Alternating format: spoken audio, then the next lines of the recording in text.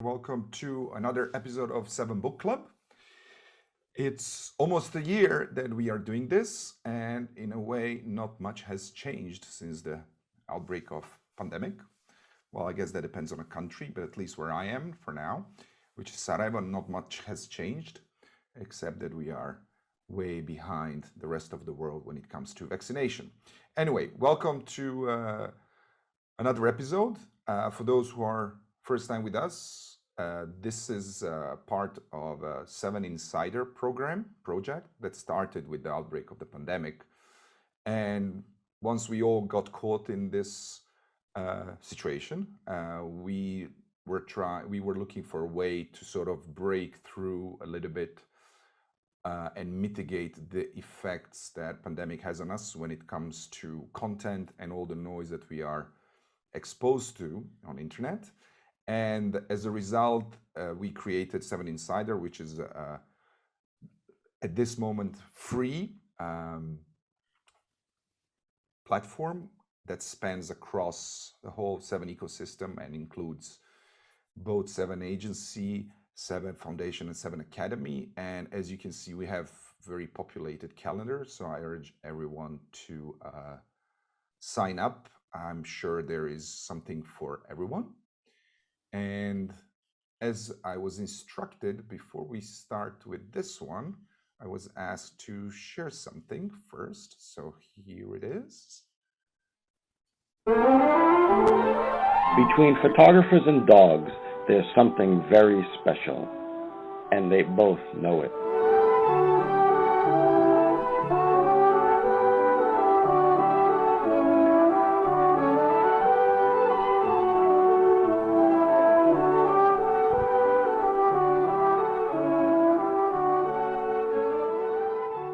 Yes, there's no other zine in the world like dog food. Dog Food 3 contains lean red meat that will feed your photographer's imagination, with other ingredients including a new photo manifesto, photographer's trigger fingers, collage interviews, a new photo roman, and tasty morsels from our dog food editors. Put your trust in dog food. Available at photo festivals and bookstores around the world for free.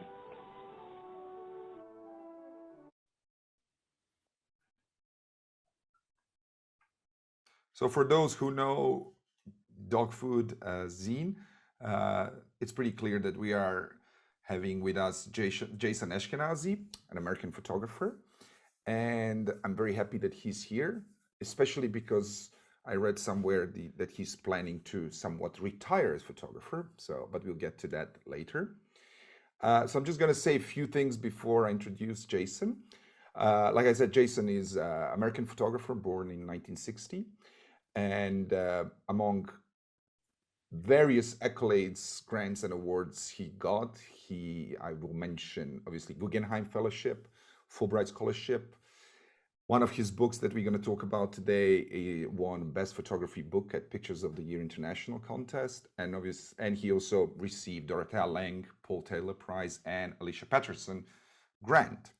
So the reason why we have Jason here is that he just completed his, if I'm not mistaken, 30 years long journey, which was presented in a trilogy, and the most recent one just came out now, recently, and it's called Departure Lounge. So it feels like a perfect timing for this. Now, Jason, as he said himself, and as I know, prefers books as a way of disseminating and showcasing his work. So he's a perfect guest.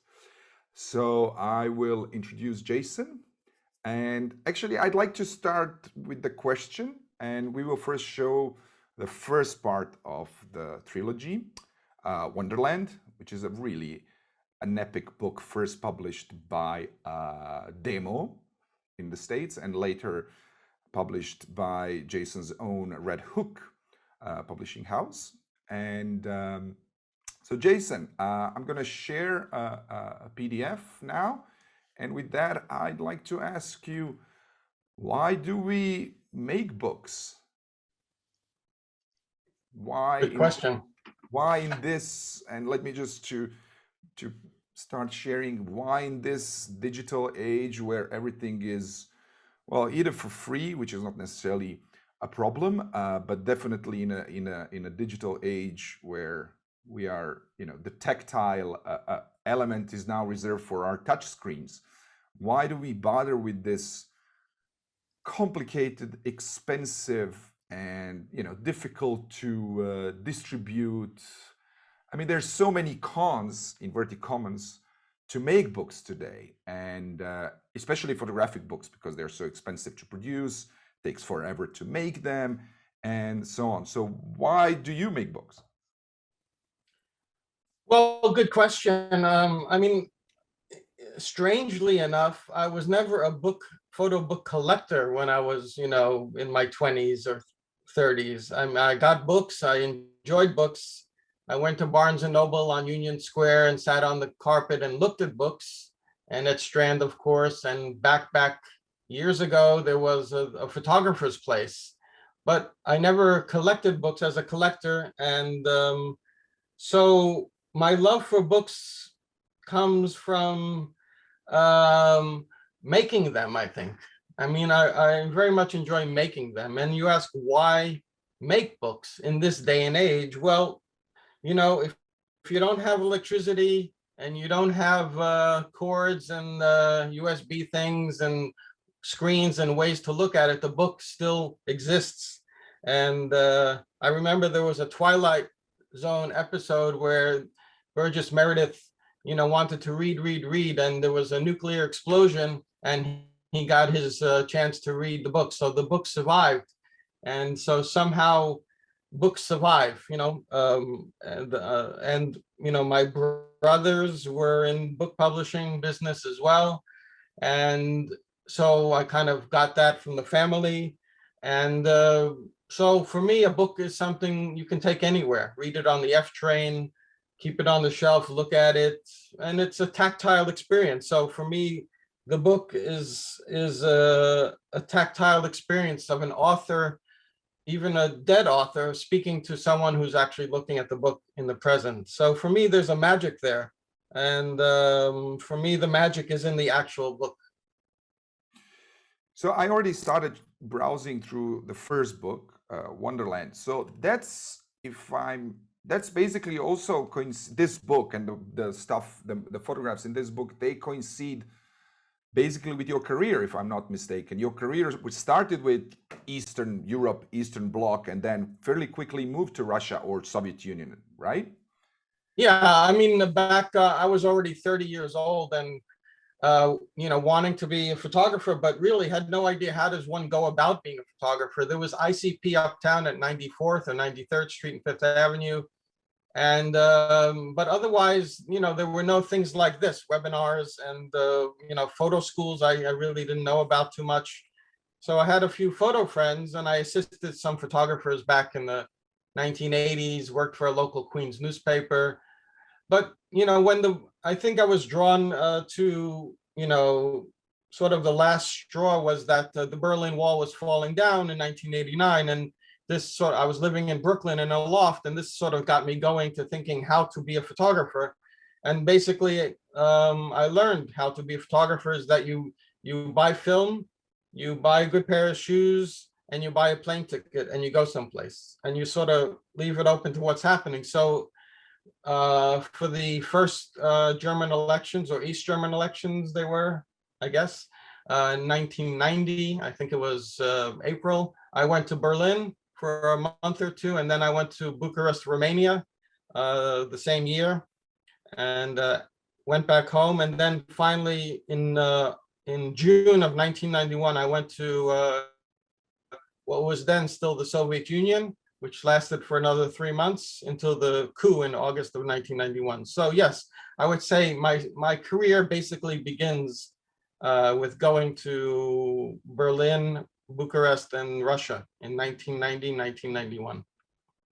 So one thing other than obviously striking imagery is, and that goes for all of your books, The pictures are standalone on the page. There are no captions, and I'm just curious, why is that? Especially because in this particular book, you cover what's today 20 different countries, plus minus, right?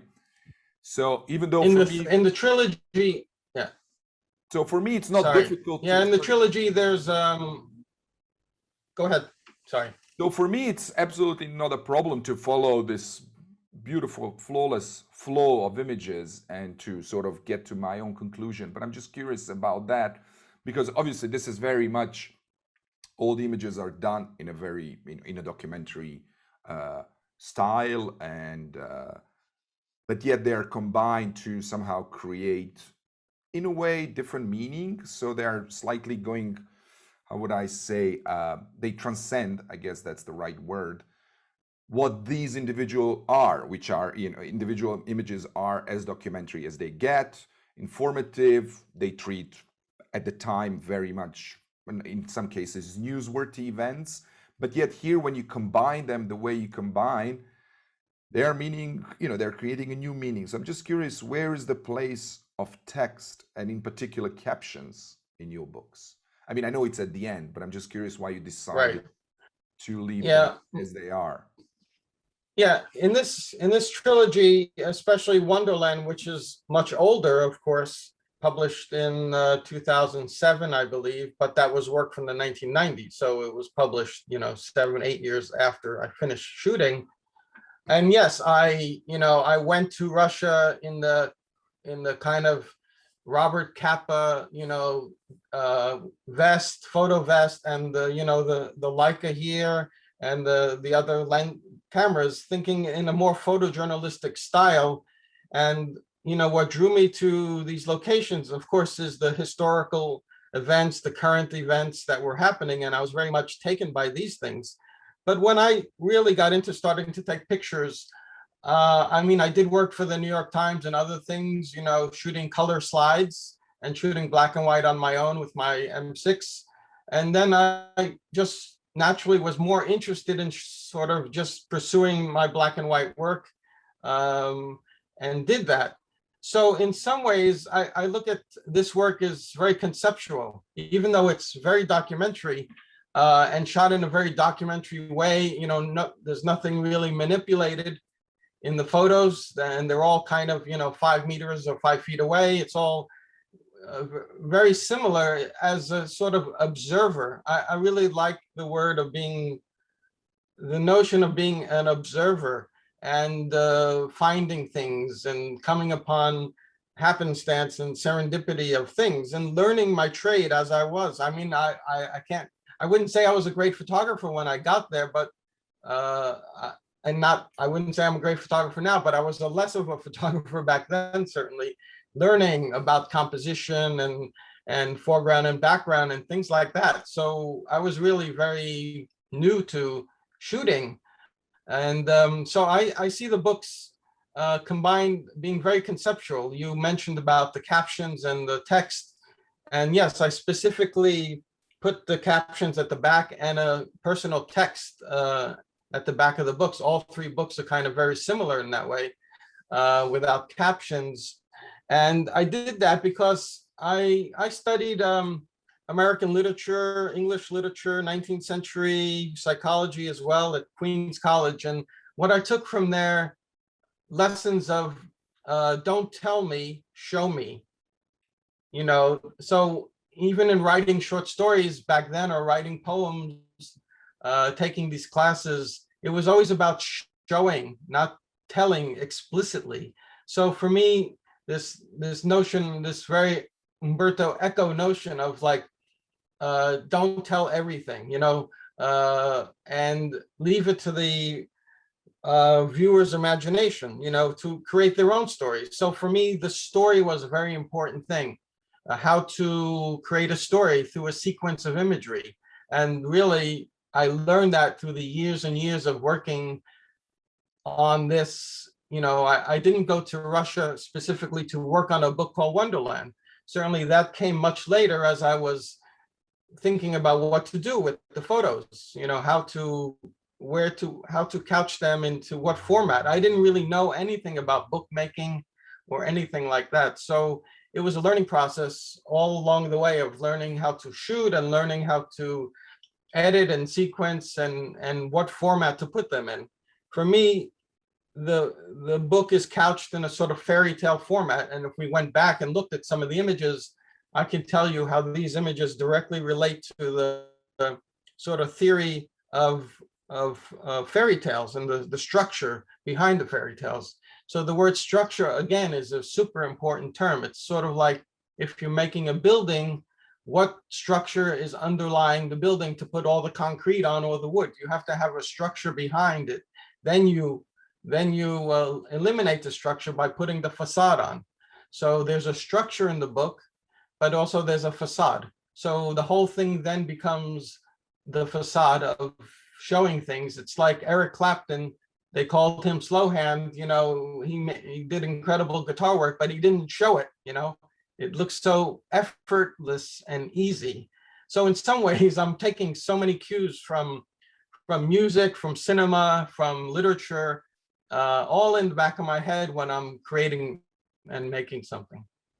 I just moved back to the beginning of the book. You dedicated this picture to Yevgeny Kaldei. So, or Haldei, I'm not sure how you pronounce it. For those who don't know, he was a Soviet photographer of Jewish origins who worked for Red Army. And well, his most famous picture is the Reichstag picture. And so I'm just curious, why did you dedicate it to him? I saw his because, show, by the way, I saw his show just after he died. There was his big exhibition in Amsterdam. Anyway, so how come you dedicated to, I mean, I can understand why, but I just wanted to hear it from you. Back, in the 90s or so, I had a photographer, German friend named Reinhard Krum, and he worked for TASS agency as a writer and photographer, I remember. And we traveled together in the early 90s in the Caucasus and Central Asia. And, one day or one night, I remember being in the back of the bus in some suburb of Moscow, and there was someone reading a newspaper in front of me, and it had a picture of Yevgeny Kaldei holding his famous Berlin Reichstag photo. And, I looked over the person's shoulder and I mentioned that, oh, that guy is still alive. He was shooting in the 40s. And so some days later or weeks, I can't remember, my friend Reinhard said, I have to go visit this famous photographer. You want to come along? And it happened to be Yevgeny Kaldei, who was also living, on the kind of outskirts of Moscow. And we became friends. And I went to visit him from time to time. I would bring my friends there and became very close with the family. And he was the quintessential photographer. He had his darkroom in his bedroom, and a big portrait on the wall of his wife who looked like Ingrid Bergman. And, I knew him until he died. And then I helped the family organize their archive afterwards. So for me, that's why. That's why it's dedicated to him. And so the subtitle of the book is A Fairy Tale of the Soviet Monolith. And you mentioned it earlier as that every fairy tale has a structure, and it usually involves a hero or heroine performing difficult tasks to eventually being rewarded for it. So I'm just curious, why fairy tale? And on top of everything, obviously, Wonderland is something borrowed from literature, a very known how would you say, term from Alice in Wonderland. So I'm just curious how, obviously using very specific title and a subtitle, fairy tale, works with, where's the intersection between these two things, the title, subtitle, and very documentary nature of your works? I'm just curious, how does that, how did you come to that and why? Right. Going a little backwards, the nature of the documentary work is basically, I didn't want my hand on things. I was a bit of a hands-off photographer. Instead of, doing things with heavy blacks and this thing, I wanted to kind of recreate sort of 50s style photography. So in some ways, they're not very contrasty. they're kind of like a bit of this nostalgia for the 1950s in this maybe world of Stalin or something like that. And so I just gravitated towards this kind of printing. And the term Wonderland, of course, comes from Alice in Wonderland. And as I was thinking about how to organize the photos, I just thought, what's important to the Russians? Like and I used to go to these old markets and find all these books about fairy tales and Russian fairy tales. And of course, the Germans had fairy tales as well. And the Germans and the Russians kind of coincided with, in the 1920s and 30s of making the photo magazines. So there was a big connection there. And so I thought how to tell this, how to organize my photos. And I started to read some structural thesis about fairy tales, especially Bruno Bettelheim. I don't know if I read him after or I read him before or during, but somehow I started with the first photo as the protagonist, as would be in a fairy tale, and then kept going and building upon the structure. So for me, the very simple structure of a fairy tale, it's about a young woman and a parent figure dies, a grandmother or mother, and the girl is forced out into the world, generally into a forest, into nature, where she learns the lessons of life, or the big bad wolf and things like that. And fairy tales are basic stories of maturation, of growing up. That's why they're good for children. They sort of they tell the harsh realities of life, but in a very soft way with animals and things like that. So for me, the Soviet Union falling apart was sort of like the parent figure that left, and then the Russians were sort of out to fend on their own in the real world. So for me, there was a very tenuous connection, but that was enough for me to make it. And I'm not saying to the reader, you have to look at it in fairy tale format, but this was sort of the structure I had in my head as I was creating it. So now that we went through Wonderland and it's a part of trilogy, so when you set off to make Wonderland, or when you arrived to Soviet Union, did you had in mind the trilogy, or that was sort of work in progress or something that what was Right. the train process? Well, when you mention that these are, these three books are, a 30-year project, it's not really a 30-year project. I didn't set out to do it, but it took 30 years to finish, so certainly when I went to Russia, I had nothing in my head about bookmaking or anything like that. It was kind of to be a photojournalist and to go to these events. So it was only years later, while I was still in Russia, but in the late 90s, say that I was thinking about how to put these things together, and sort of Wonderland came out of that very naturally in some ways. I remember looking at books, at Barnes and Noble or Strand, and especially books of Larry Towell and Antonin Kurtachvil, who had the books in cardboard. I remember there was so like this kind of cover and this aesthetic I liked very much, and I sort of lifted that kind of thing. And also, I wanted things to be kind of a tabula rasa, it's like a book, and there was no photo on the book, and that also comes back to the novel and literature, and things like that. I did not want to make a photo book in some ways. I wanted to make a literature book with photos, with images. So in that way, and the same reason is why there are no captions under the photos, because I want the viewer to look at the photo clean, to make associations, and to go through the book and create their own story, basically. As a photographer or bookmaker, you're basically in a collaboration. You're in a collaboration first with the people you shoot, on the street or whatever. And if you think you're invisible, maybe someone didn't see you, but most times people do see you, and they sort of, they don't bother you, and they let you shoot. So there's a sort of silent collaboration there. And then there's also another collaboration as the bookmaker with, you're not sitting generally with the person viewing the book and explaining it to them. The person who bought the book is looking at the book alone, maybe, at a fireplace on a nice comfortable chair or something like that. So then there's a collaboration with you and the viewer. So you're talking to them. So in that way, I felt that the book is sort of the perfect vehicle for that. I think I missed a bit of the last part of your question. I forgot, but No, you didn't. I didn't want to break the flow. So mhm. here we are at your second part of the trilogy, and Black Garden. So I'm just curious, and which was published by your own publishing house, Red Hook Book Editions. So I'm just going to Yes. start going through them, and Mhm. actually I'm going to share it like this because I think it Mhm. shows nicer when we have those spreads. Is that okay with you? Yep. Mhm. Yeah.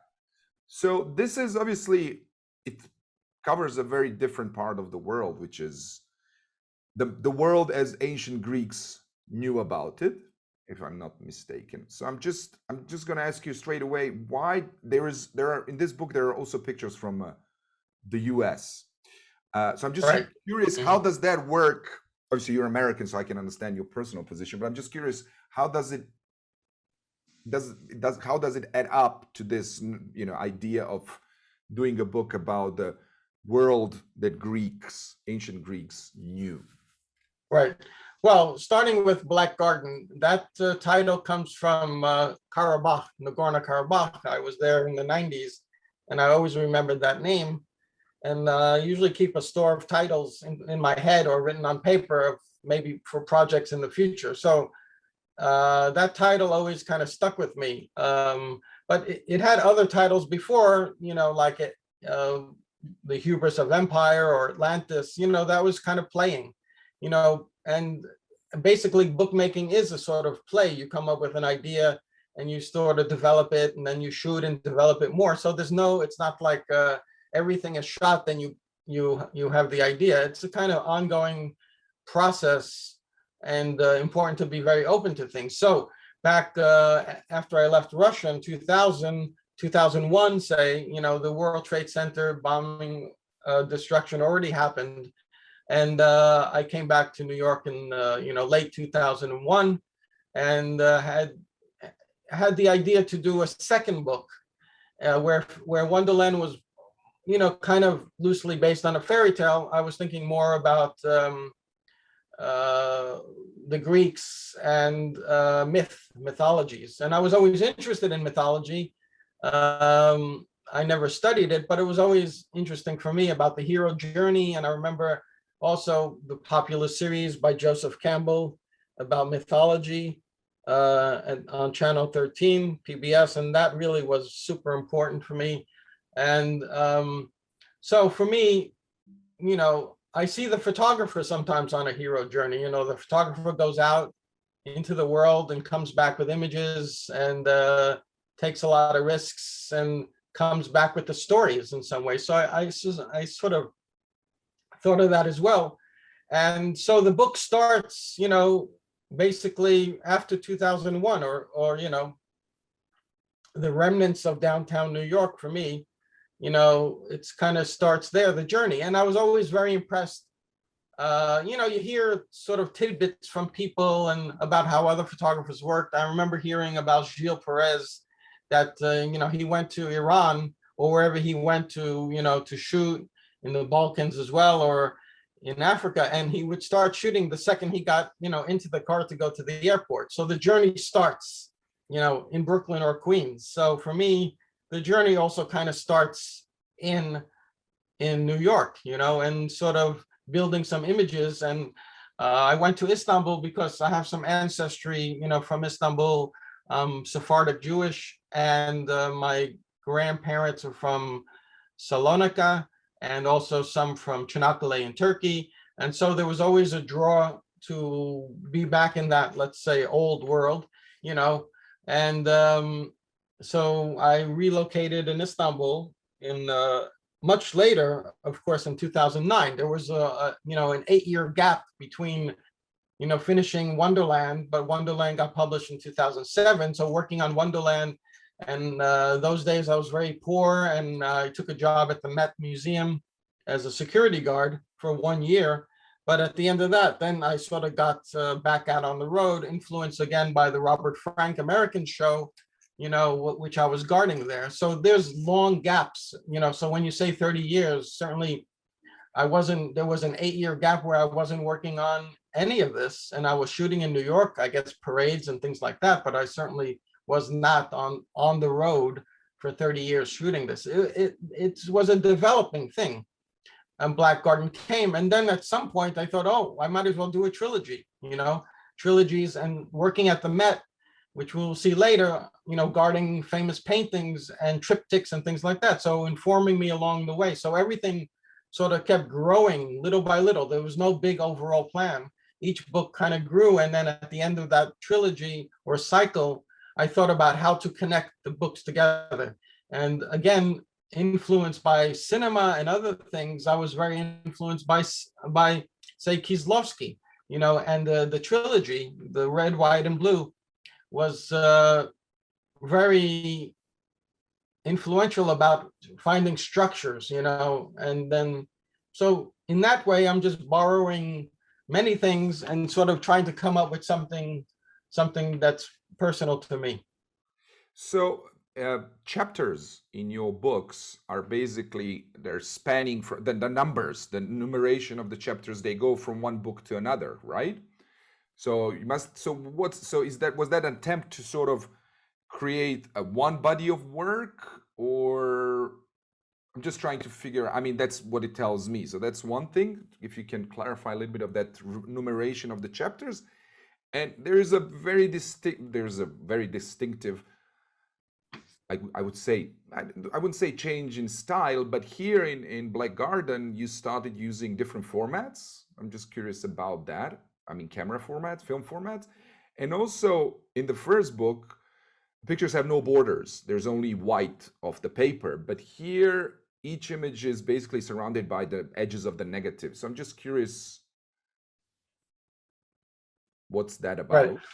Right. So the sequential chapters 1, 2, 3 in Wonderland, 4, 5, 6 in Black Garden, and 7, 8, 9 in Departure Lounge, of course, has been done specifically to tie the books into one unit, and also the numbers of the plates are also sequential. So where Wonderland starts at 1 to 77, Black Garden picks up at 78 to something, 200 something, and then Departure Lounge picks up where Black Garden left off and goes to number 314. So look, I'm playing with a bit numerology and a little this and a little that, to sort of find some cohesiveness between the three things. And so then the chapter numbers and the plate numbers sort of bring that into one big piece of work. And each work sort of references the other, which we'll see later on when we see all three books. I matched some of the photos for a specific reason, which we can talk about that. In Wonderland, I basically use a 35 millimeter lens for everything. I thought in Black Garden to change it up a bit, and a lot of it is 28 millimeter. And also I decided to introduce a panoramic photo, a panoramic camera, the Hasselblad X-Pan, to shoot with that as well. So I wanted to accentuate sort of the photos. I mean, the way the books are laid out, it's a very monotonous thing. It's like a flip book or cinema. There are no verticals in any of the books. So, and there's no page layouts with a smaller photo here, a bigger photo there. So in some ways, I wanted people just to flip through the books and not be so bothered by one photo is bigger than the other, one photo is color, one is black and white. So I wanted to slowly introduce and expand the vision sort of, and sort of the X-Pan expands that vision. And there are 9 X-Pan photos in the book, just like there are 9 chapters in all 3 books. So I'm just playing with numbers. 9 is an important number, 9 muses, 9 this, 9 that. And 314 is also a significant number. If you put a point in between 3.14, that's pi. Not that these things are so important, but I wanted to, develop some intrigue, like secret things, like the name of the rose, or, like these things where there's secrets and doors where you can go in and go into. So for me, the book and the project is stepping into something deeper. It's like when you watch a film, you're introduced to the characters, then the plot slowly develops and thickens, and you get further and further into it. And for me, the photo book is not a photo book. The photo book is a vehicle, or it's a novel, or it's a movie, or something like that. Even though, say, Cartier-Bresson, the master photographer, every single image is a masterpiece. He didn't, maybe this is sacrilege, but he didn't actually make photo books. His books are collections of images, maybe about France or the decisive moment, or about this or about that. Amazingly wonderful, wonderful books. The books he made about Moscow, wow, so amazing. But, the conceptual book, you think about where did that start, and maybe William Klein, or maybe Kudelka, Gilles Perez, and things like that. So for me, I was more interested in the book as the object. So for me, making the trilogy was making, 3 objects that sort of fit together perfectly. And actually, the size of the books, Wonderland and Departure Lounge, fit exactly into the format of Black Garden. And also Black Garden, sorry, this is a little bit off topic, but Black Garden was published and funded. The book is actually was funded through crowdsourcing, right? Yes, back, I think when I was still working at the Met, I did some crowdfunding for Black Garden, and that process took a very, very long time, and the people got their perks years and years later. So yeah, and even back then, I did not have the notion of a trilogy. So, I was living in Red Hook, and sort of getting ready to, thinking about Black Garden for years, and then finally getting on the road after quitting the Met, the museum, and then starting Black Garden in very late 2009, 2010. I went to Egypt, I went to Istanbul, and I made several trips. I would, go back to New York. I wouldn't develop any film in there. I would mostly bring it all, and that's the way I did mostly everything. I mean, I would just accumulate hundreds of rolls of film and bring it back to Queens and start developing myself. So I never really saw the results till months and months later, sometimes a year later, which is kind of detrimental to the learning process, but kind of that's what I did. I was a little afraid to look at everything, and but yeah, so that's kind of how that happened. So yeah, and crowdfunding. Yes, I did crowdfunding for Black Garden. So I just actually, while I was preparing for this, I read that with the Departure Lounge, which I'm sharing right now, you're looking into quitting it as a photographer, or ending your career, or retiring, or however you want to call it. So I'm just curious, is that still happening, or not? And just before you answer, I just want to say to everyone, feel free to ask questions. I already posted in our chat, but feel free to ask any questions in the Q&A box, and we'll have Jason reply. So yes, so what's with all that? I mean, you're still obviously very strong and energetic, and why would you? Right. Well, you have Departure Lounge on the screen, so I'll just add that Departure Lounge came from a small room, the title that we had while I was living in Red Hook. We called the Departure Lounge. So that stayed in my head as well. And then Departure Lounge took on other meanings about, metaphorical meanings for me, about departing from reality, and departing from how we depart from reality, maybe through drugs, through this, through that. And the ultimate depart from reality is when you die. So, so that's kind of the metaphorical stuff I was thinking about then for that, which is basically not any new photos, but photos taken, some of them taken back in Russia and the former Soviet Union, and some of them Turkey and that region as well. So I kind of used archival photos mostly. You know, I wasn't out shooting a new project called Departure Lounge. But somehow, you know, that idea, the notion of making a third book sort of gave me the opportunity to tie the books together. Instead of two books, now I had the way to come back to the beginning of the books. And you can see in the first photo in Wonderland and the last photo in Departure Lounge, there's the same figure. And we can get into that a bit after when we show the kind of double photos. And remind me again, Are you leaving the us? basic question. Are you Oh, leaving us? okay. You know, yes, no, yes, no. The point of that, besides being a little overly dramatic, was that, you know, even though I'm a documentary photographer, I'm not a documentary photographer. I feel like I'm a conceptual photographer in some ways, but not a kind of outwardly conceptual. The books make the work conceptual. So the photos are couched within a conceptual concept. CCC, couched in a conceptual concept. So I almost was pretending to be a documentary photographer. And in that way, my interest now after these three books is not to shoot in such a straightforward manner anymore.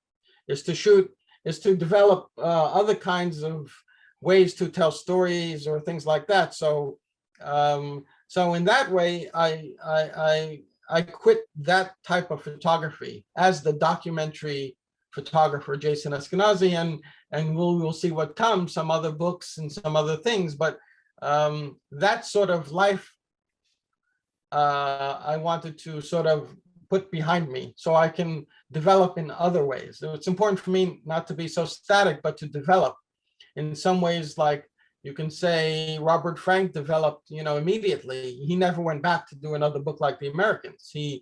Well, before The Americans was ever published, he was already shooting film, you know, working on those documentaries and eventually the Rolling Stones documentary and other things, and then came back to photography. You know, my dates are not exact, but, you know, in the early 70s with Lines of My Hand. But that was a completely different animal in some ways. So a way to look at things, a much more personal way to look at things. And, you know, he had gone through, you know, so he's adding, you know, personal elements, and the books consistently got more personal through the death of his son and his daughter. And whenever I went to visit Robert Frank, I mean, was a lovely guy, you know, but you can see the sadness in his face, you know. And in that way, I wanted to leave a certain kind of genre behind and then be free to do anything I wanted to do. Okay, well, I'm glad you're not leaving us.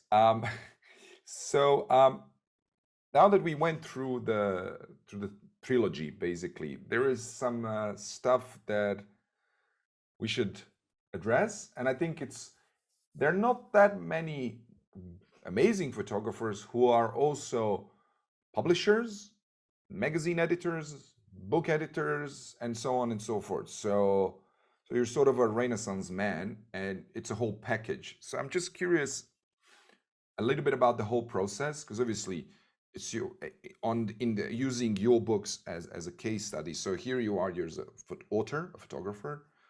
You raise funds in whatever way you find it possible. Then you go out, produce the work. You also edit. That's one of the questions here by Joanna, who's asked. So I'm just going to ask her a question, but it's basically exactly the same thing I want to ask. So do you always work alone on sequencing, or you turn to an editor at some point, and then eventually you raise funds to produce books, and then you publish the book? So it's a whole package deal. So yes, as Joanna said. So how do you how I would expand her question? How do you make all that happen? It's at least 5 people, 5-person job, right? So I'm just curious, how does that all, how do you make it happen? Well, if you wanted to put on some of those other slides that we have, like of the metal board or the triptych. Yes, well, you wanted me to share the triptych, so I'm sharing it here. Right. This one. Yeah. Yeah. So, I mean, I'll just mention this and then cover the questions, is that, being influenced by everything around you, everything that you've ever read, everything that you ever listened to, there are structures. Movies have structures, paintings have structures, books have structures. When I was working at the Met, I saw this structure, and in European art on the second floor, and it took me, because these things were meant to be closed as well and opened up, and so I fashioned the three books just like that they fit exactly into the central piece. So Black Garden is somehow the central piece, where Wonderland is on the left and Departure Lounge is on the right. So for me, there's no one way to go about doing things about editing and sequencing, but I'm very involved in that, certainly. So I live with the photos, and you can show the metal board if that's kind of the next one, or one. Yeah. For me, it's very important to print out the photos, 5 by 7 inches with a white border, and put them on the wall, put them on the floor. I learned early on that a metal board is your best friend with magnets, and you just put the photos there. And when you wake up in the morning, you have your coffee, you look at it, you start to make a sequence. And where do you begin? You begin at the beginning, and then you end at the ending. So for me, it's about a puzzle. It's like a puzzle building things, where you just choose your first photo. Where do you want to start this story? And the story, what is the story? Is the story, if you're making these kinds of books, which is not specifically about a specific people or place, but kind of more personal, you start to tell yourself a story, and that's where it begins. You tell yourself a story, and that's the structure you impose onto your photos. But when you finish that story, you take that structure off, you take the form off, and you don't tell anyone your story anymore. And then that leaves room for the viewer to create their own story, which is very important.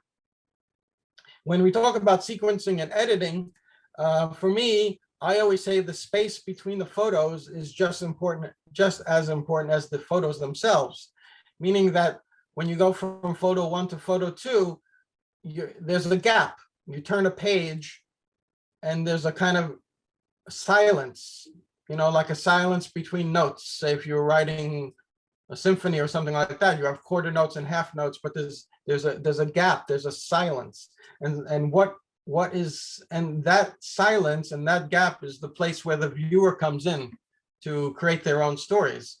So how you connect those things, and that's a very personal thing, and that's about everything you ever read again and listened to and saw, is how do you put one photo next to another photo? And this is trial and error, and this is years living with your sequence for years. After you stop shooting, basically the book is not done. Then comes the work of sequencing and editing. I think Robert Frank took at least 1 year to sequence and edit the Americans. So for me, there's that internal process where you do it on your own, but then you have some colleagues and friends whom you would show it to as well. I remember being in Red Hook, and we would put down all the photos on the wooden floor, and then friends would help and say this, and that. So you get lots of opinions, which can drive you crazy, but in the end, you'll take what you want, and you will say that's important, that's not important. So I would take some ideas, and then I remember going upstate in the first edition of Wonderland, sitting with the designer publisher Giorgio with Demo Books, and we put the photos on the wall as well. And he would also help out, and then he has also the perspective of being a designer. He would say, well, you need this many pages in the book, so you have to cut it down or cut this down. So things like that happen. But all in all, the editing and sequencing is something I do on my own, and once in a while I invite a friend or two to look at it,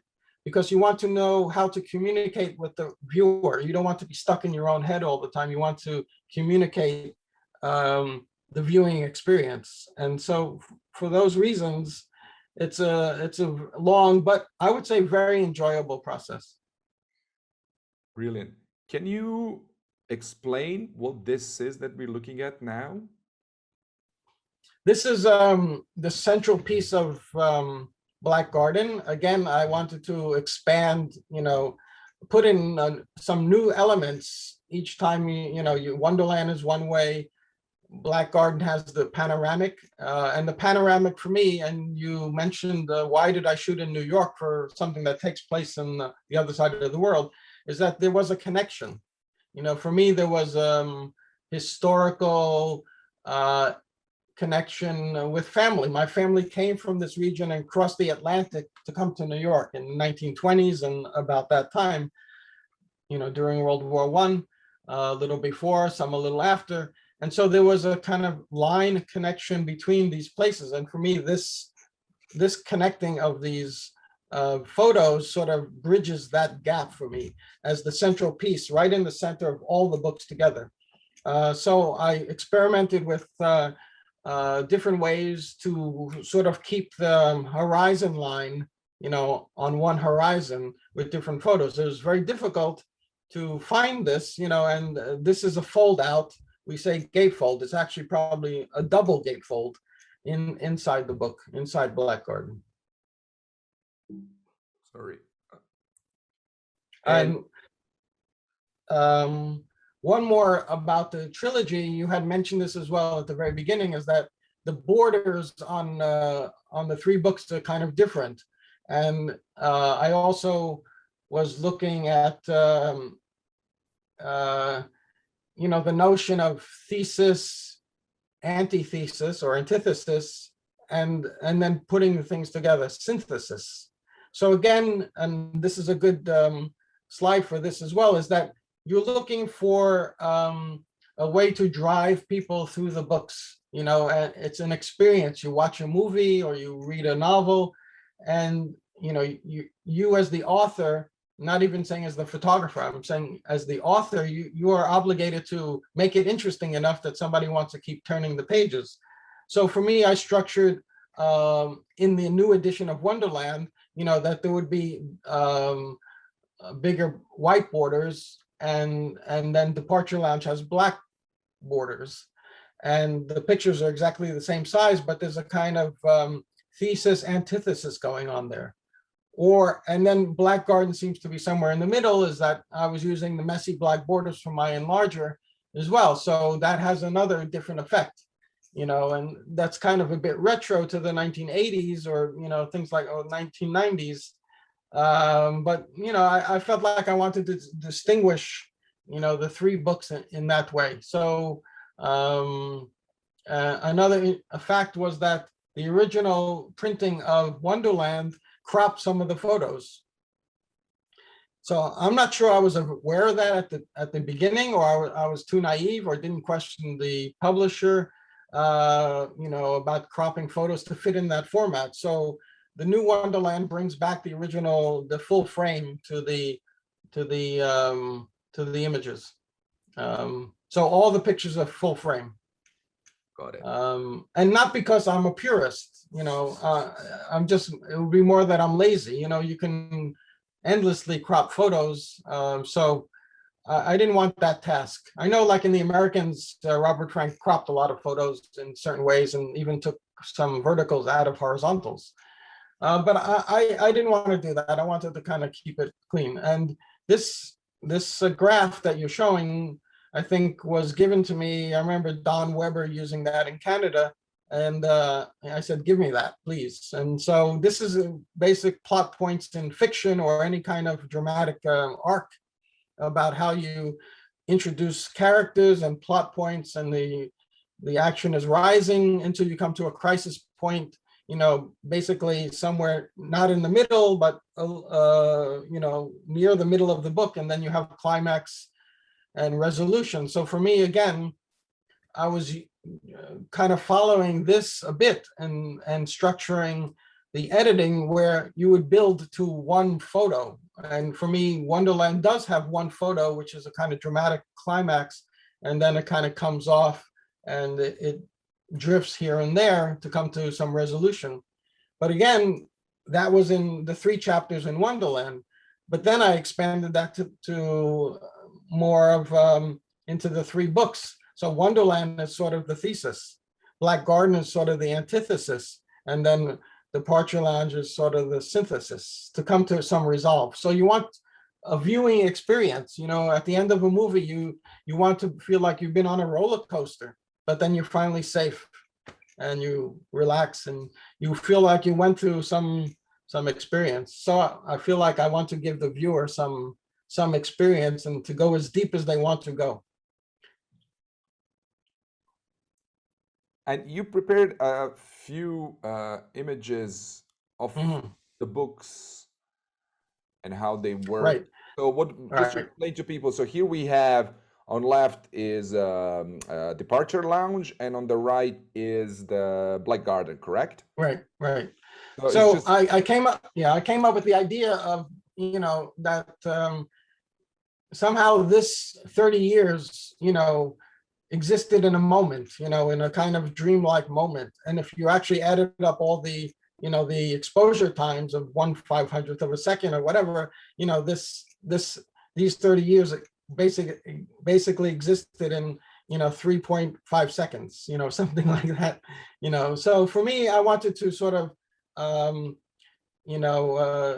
bring, play with the notion of time. And time is really the thing that gives us the pathos of life, or the ethos, knowing that there's not so much time to do something, or that so much time has passed, wow, that happened 30 years ago or 40 years ago. And so this notion, I wanted to bring to the books, and somehow it popped into my head because I was looking at my contact sheets. And to get back to why you need to print your photos and why I still shoot analog is that I get to see these contact sheets not on a screen, but in a box, and I play with them, and I can see the relationship between the photos, that this photo was taken before this one, or this photo was taken after that one. So I decided to put some kind of connections between the photos that existed on the same contact sheet. So here, for instance, this one in Wonderland, which is on the right, that was taken in Baku, in, I don't know, 1997 or something like that. But I remember there was another photo from Baku on the same contact sheet. So that's the way I connected Wonderland to Departure Lounge. And then I'm taking a step back. So I'm including another figure in this. So I'm playing with a bit of space and time. So even though these photos are in separate books, they're then connected by this kind of repetition. It's not that I didn't feel like I had enough good photos. I wanted to specifically and purposely do this to connect. And here we have on the left, again, Departure Lounge, and on the right, we have Wonderland. Again, it's connecting the same moment in the same place of Sergei and Natasha, in Ukraine, in Lvov, when I shot that. Here we have called The Last Call, the last day of school. And again, Wonderland is on the right, Departure Lounge is on the left, and this is exactly at the same time. And here again, we have, yeah, you can go to the next one, it's fine. Yeah, so here we have a wedding in, Central Russia. And so I again pulled back from that scene to show the hand playing, or the next moment at the wedding. So, I don't remember, it's not exactly the next frame, maybe it's the second frame after that, but I'm showing somehow a story or a flip book, and sort of connecting the things and creating a backstory, there's something else going on. So for me, this was an important sort of revelation, to happen upon doing something like this. I maybe I've seen it somewhere, but I don't remember seeing anything like this. So for me, again, how to connect the books, how to conceptualize all the books. And basically, again, they're documentary photos, but couched in a concept for me. And that was very important to kind of play with these things, to give things more depth and more things to think about. So we have a ton of questions, but before we get to that, we also have another video, but we're going to keep that for the very end, as you said. So so where can people get these books, by the way? You can go to reddickeditions.com, or you can go to jasoneskenazi.com. So they can get it. They're still Yeah, available. Brilliant. and they're available in bookstores around the world. They're available from Photo Eye, and in Europe, in England and Italy and Germany. So they are definitely available in Australia, in Japan. So I also deal, with bookstores a lot as a publisher.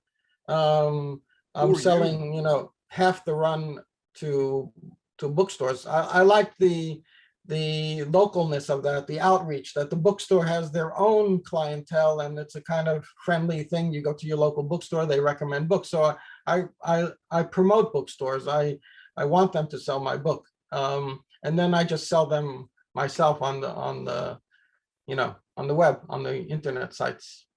So let's try to answer some questions. Hold on. Let me just see what can we start with. So here's one which is not specifically on books, but on photography. And it's a question from Marianne Sievers, if I pronounce it well. And she's asking, how do you justify for yourself capturing, photographing humans who might not even know about being photographed in any situation? And are there any situation or context that you would never take a photo of? I mean, specifically, where you can't take pictures, there are rules and laws about where you can't. Do people? Yes. I mean, you're not supposed to be taking pictures on the subway because people are trapped and they can't escape. It's legal to take pictures on the street because people can just walk away from you. I think I remember Cartier-Bresson saying, not to me, of course, but, that you have to bring a lawyer with you in France if you want to take pictures, because the laws are different there about taking pictures of people on the street. I don't know if that's changed or anything, but, there's a certain sensitivity to shooting people.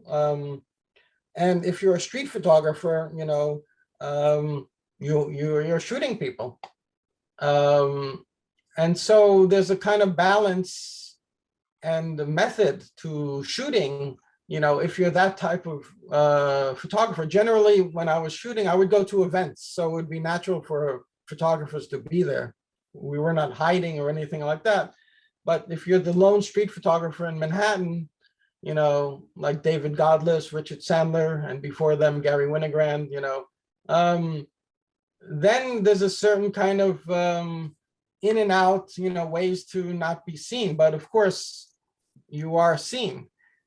But I think there's ways to disarm people. I remember walking with Bruce Gilden once on Broadway, and of course, he shot amazingly close to people with a flash.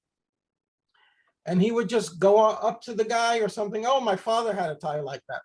So it was a way to kind of disarm. People are very suspicious generally. In certain countries, sometimes in New York, but if you're going to places like Egypt, or people are very suspicious because they see the tool as the camera as a tool of spying on people. So I would say for the photographer, each photographer has his own way to kind of get around that thing. My distance, I was always I'm a 5-foot photographer, 5 meters, 5 feet, always middle ground, 35 millimeter.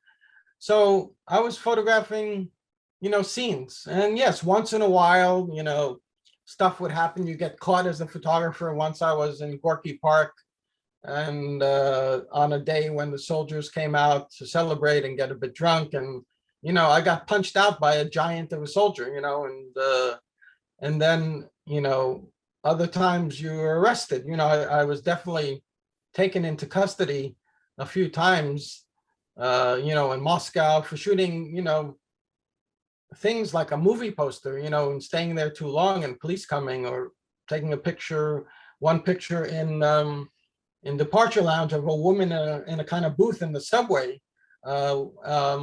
where I was just there taking pictures. And I had a press card actually, but after 10 minutes, the woman called on her phone that she has there. And then these two police officers came, rolling down the escalator and caught me and took me by, the back and, interrogated me.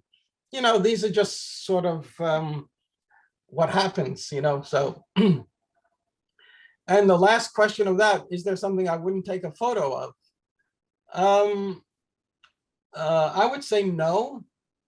I mean, everything can be photographed in some ways, though it depends again on your sensitivity of things. And, I remember being on Lesbos some years ago and just arrived, and there was, refugees coming off, and we would wait till the boats came. And one time someone announced that some guy washed up on the shore, dead. And then all the photographers ran to that, and video cameras and stuff like that. And that was, I didn't photograph that.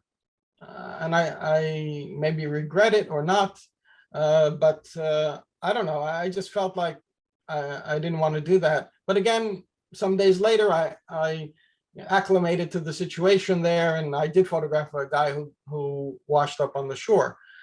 So again, I would say, as long as you're a sensitive photographer, you can go pretty deep, and it depends on how you negotiate those things, and if someone tells you, not to photograph them, I would say I wouldn't photograph them. Some photographers, when someone says, don't take my picture, they keep taking their picture, and I would not do that. I would respect people if they really don't want to be photographed. And then you shy away, from intimacy, or, things that are just too, if there's a funeral or something like that, you don't stick your camera in people's face. You lift it, you put it down, you're there, you're not invisible. And thank you. So Bogdan is asking, as this was a very long and complex process of creating the trilogy, how did you deal with doubt and uncertainty along the way? And what helped you find focus and vision again and again in this, 30-year process?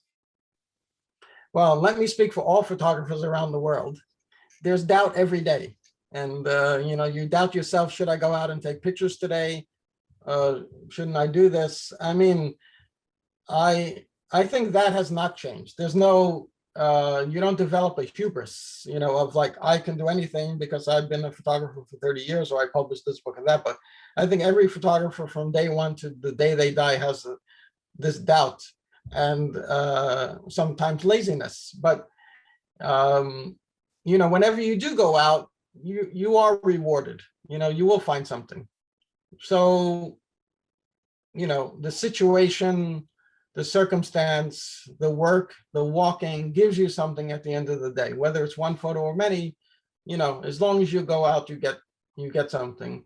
A friend of mine, Ruben Radding, many of you know him, photographed from the beginning of the pandemic, and I guess in his frustration decided, just to go out and shoot. That's how he dealt with things. And I think he shot for 1 year solid and maybe took 5 days off, but continually shoots and shoots and shoots and shoots. And, the record stands for itself, and things like that. And Peter Turnley as well decided to go out and shoot. And so, many photographers like that. So, there is always doubt, and you're faced with a kind of tabula rasa or a blank canvas or a white page, and you just have to start somewhere. So there's always doubt. The trilogy, though, there was not, the trilogy developed, year by year. So there was not like in 1990, in 30 years, I have to produce this trilogy. These things just came step by step, and I kept the door open to other possibilities. So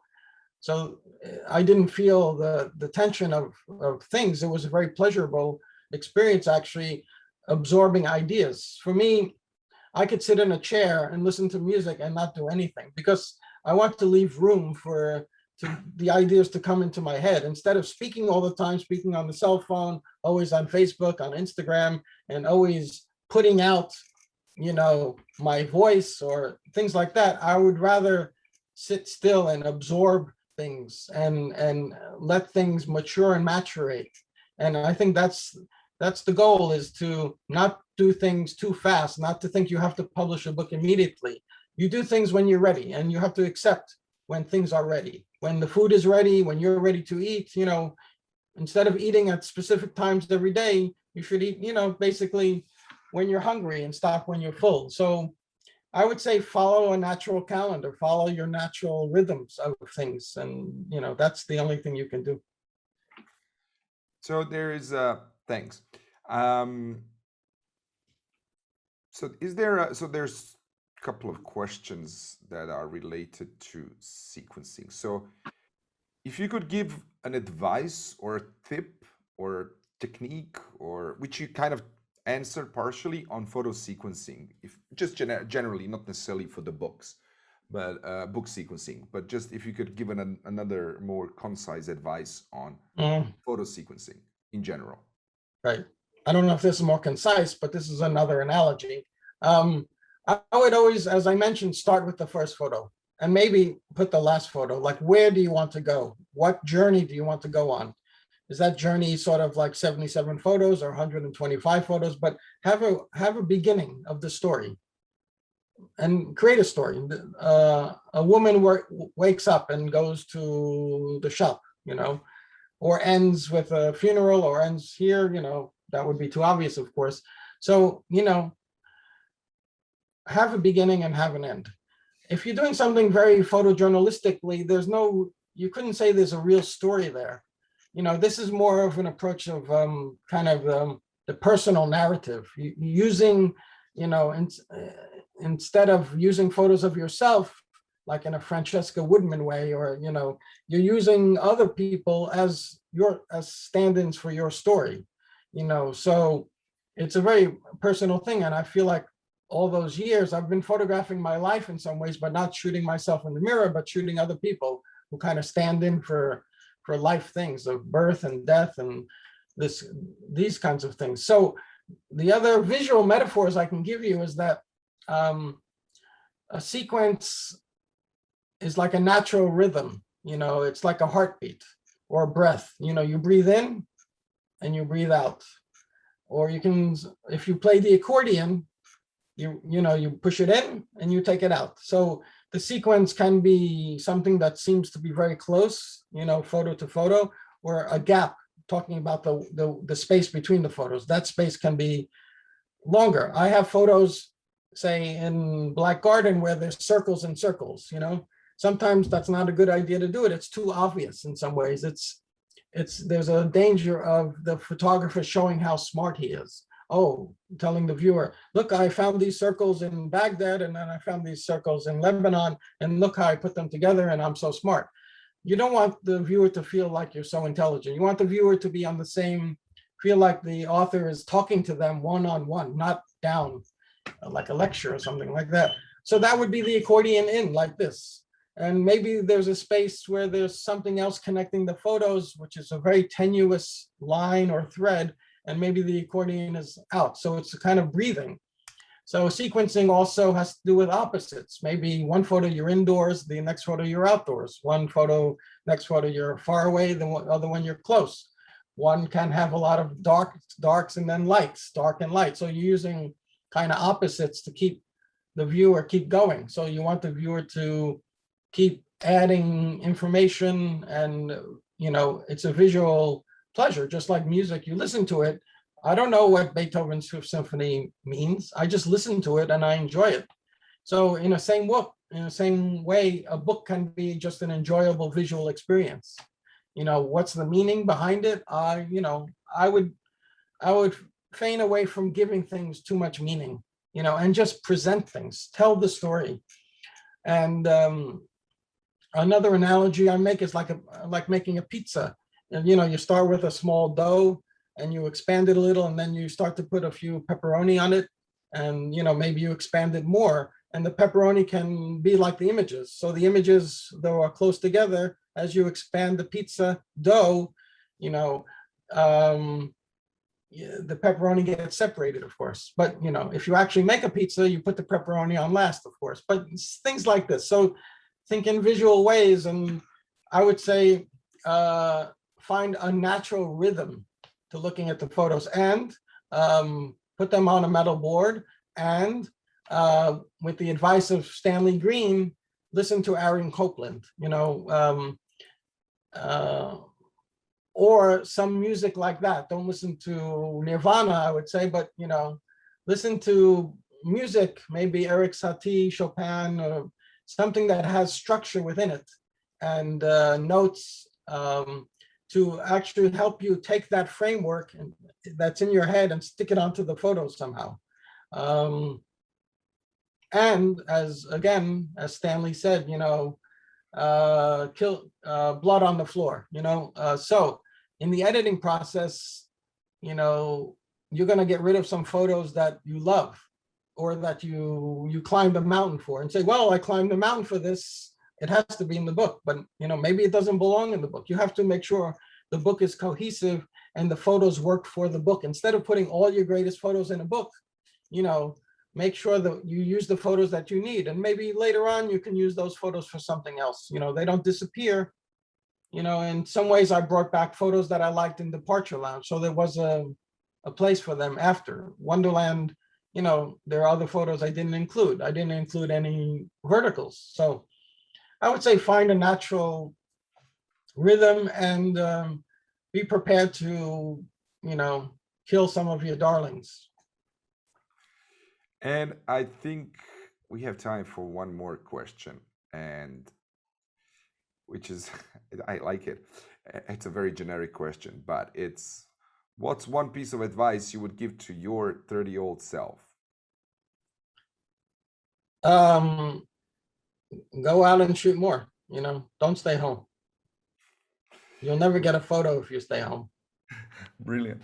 Well, thank you very much, Jason. And thank you everyone for staying with us, and make sure to check our calendar. And before we leave, there is that video that you wanted me to show. Will you explain what it is before I play it, or you don't want to explain it? No, I won't explain it. Okay, so people, I will say goodbye now and play this. And again, thank you very, very much for joining us. Jason, thank you very much for your time, and make sure to check out Dog Food. So here is a farewell video. Let's hold on. Thank you, everyone.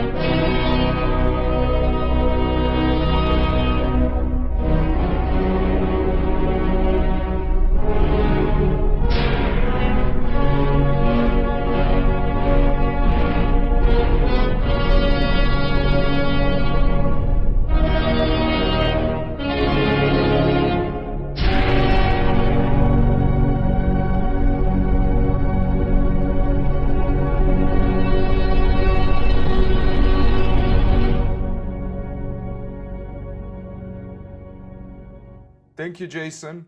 Thanks, everyone. Thank you. Stay safe. Bye.